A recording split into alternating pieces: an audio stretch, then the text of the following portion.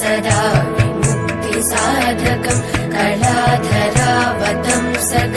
विलासि लोकरक्षकम्